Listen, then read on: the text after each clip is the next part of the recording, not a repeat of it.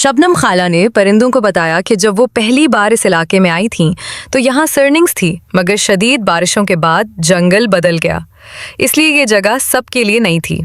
सबने फैसला किया कि मुहतात रहेंगे और मिलकर अनाज तलाश करेंगे। रात के वक्त हामिला चंचल ने 2 अंडे दिए, मगर भूख के बीच खुराक ढूंढने निकल गई और इसी दौरान शिकारी परिंदों ने उसके अंडे खा लिए।